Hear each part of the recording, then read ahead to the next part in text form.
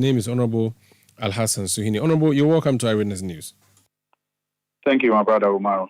Good evening and good evening to your listeners. Good evening. What the Chief Director has said tonight does not appear to be the same as what he was quoted in the earlier reportage as having said. He has simply said they are not contracting a land guard, but they have an agency that they are working with. As someone who has been interested in getting to the bottom of this matter, what do you make of the new submission by the director, Chief Director? I think that every time information comes out from the ministry, it leaves one with many more questions. There has been many attempts to reset this whole conversation, but once again, respectfully, like I have said, every time an attempt has been made to reset this conversation, I refuse to, change the conversation from what the conversation is all about. First of all, I wonder why this matter at the ministry is left only for the Chief Director of the ministry. The ministry is bigger than just a Chief Director. And sometimes you wonder if perhaps it is left for him to carry, because the impression around the ministry is that now you go cause your troubles, so carry on. Because no one was supposed to talk about it the way you have spoken about it. You see, Sandra, in the earlier discussion, I never anywhere said that he, the Chief Director, categorically said the ministry had a relationship with a Landguard. What I have said, backed with audio tape, is that he said that the ministry has a contract with one Jato. One Jato. That's what he said, and I have repeated that backed with audio. Again, he said that even the military and the police depend on this one Jato. Now you hear him at the Public Accounts Committee, and I am shocked that all of a sudden he's telling another parliamentary committee that is the state security they depend on. You heard him. I mean, he's a professor, for God's sake, older than me. But the inconsistencies just become too many. At the Committee of Lands and Forestry, the contract was with one Jato.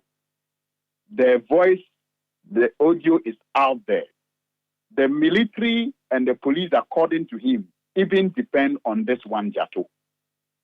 Now, before the Public Accounts Committee, the ministry depends on state security. Seriously?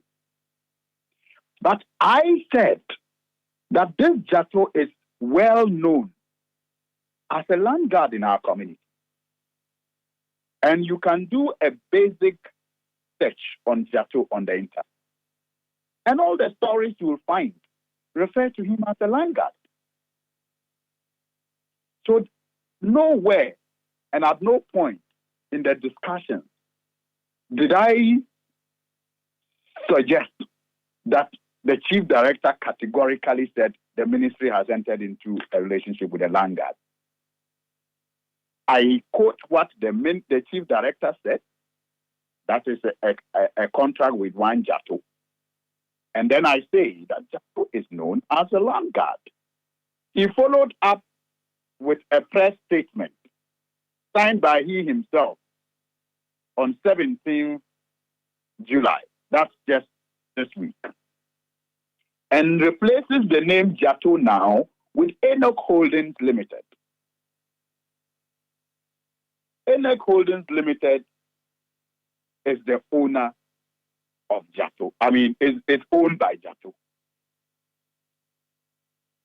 So if you want to be charitable, you can say he has been consistent. If you want to treat the two entities as the lawyers will want us to treat them as separate entities, you will say that's an inconsistency. But if you want to be charitable, you will say he has been consistent because he said before the committee that the contract was with Jato. And then in the press statement, he says it was with Enoch Holding. So if I want to be charitable, I'll say that is consistent. But if I want to speak like the lawyers, I will say that is an inconsistency. But he repeated it again at the Public Accounts Committee, that this contract has been in existence since 2012. Umaro, I have produced evidence that Enoch Holdings Limited was incorporated on 1st September 2014. 2014. So how could the ministry have been in a contract with a company 2 years before that company was incorporated?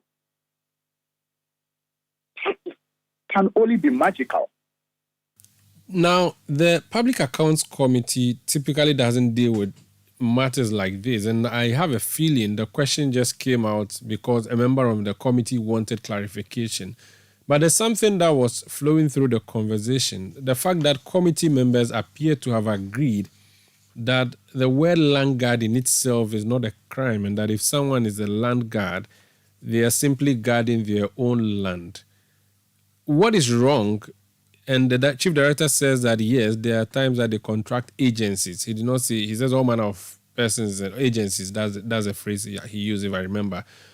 What is wrong if the ministry uses an agency like he said? And we are told, I've seen Kwame Jan, the lawyer, respected lecturer in land law, being quoted as saying that there is absolutely nothing wrong with what the ministry has done, and that per the Act, the Land Act of 2020, there's nothing wrong. What is wrong if the Ministry of Lands and Natural Resources contracts an agency to guard the state's land?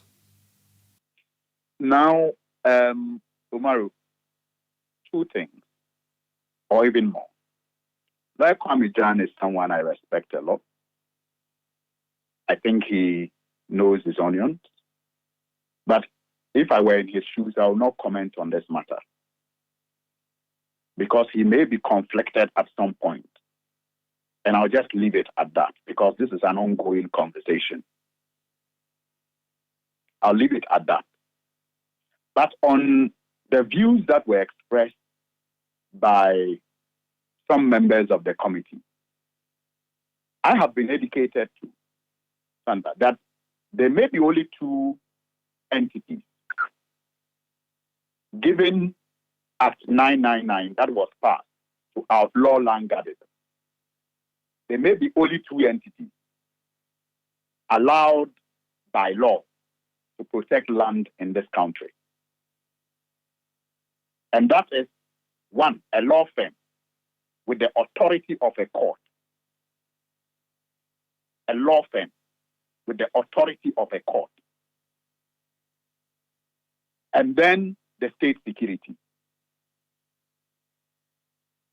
These are the two entities I've been educated on by lawyers, because you know me, I'm not a lawyer.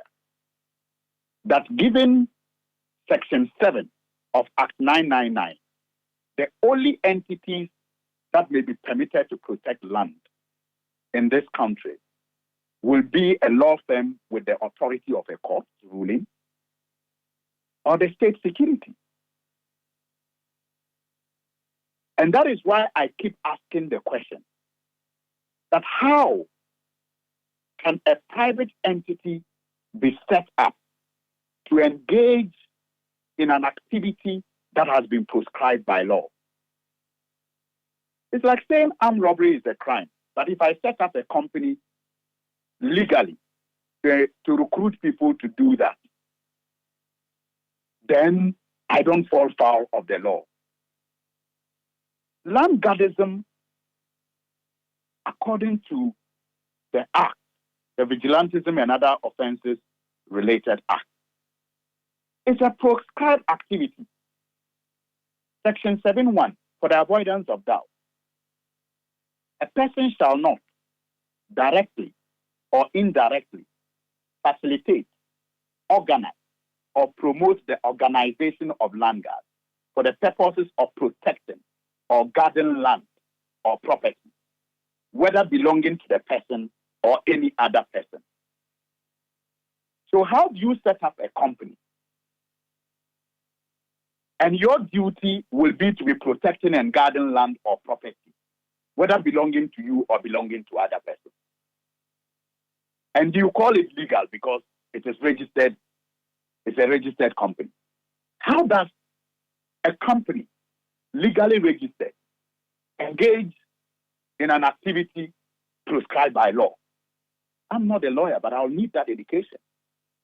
How do you think this is going to end? The man you were relying on for your statement, the chief director, has come to do a U-turn now.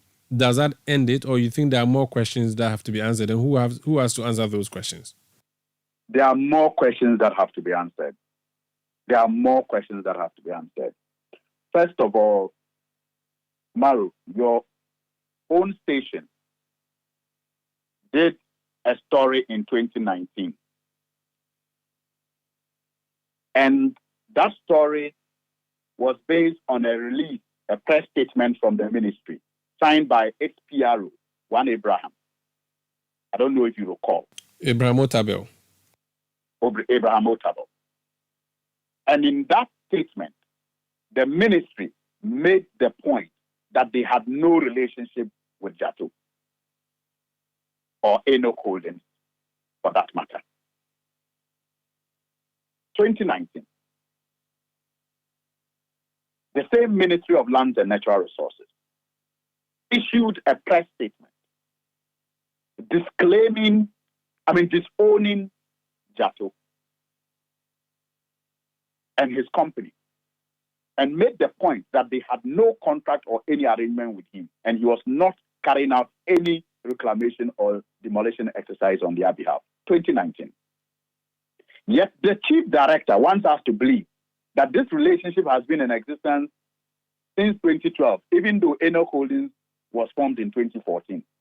I mean, obviously, we can't let that go without clarification. Secondly, the military have come out to say that the chief director might have misspoken and that they don't depend on Jato. The police have also said things. But their responses have also brought up another question that deserves an answer. Does Jato depend on them for his operation? Because there have been videos and evidence of Jato carrying out operations with people in military uniform and police uniform.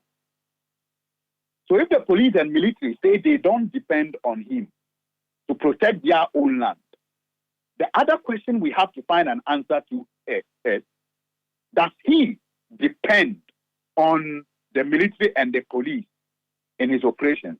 And what are the terms of that engagement with the police and the military when he's carrying out an exercise? What is the arrangement like? We need to find answers to that as well. And we have to find out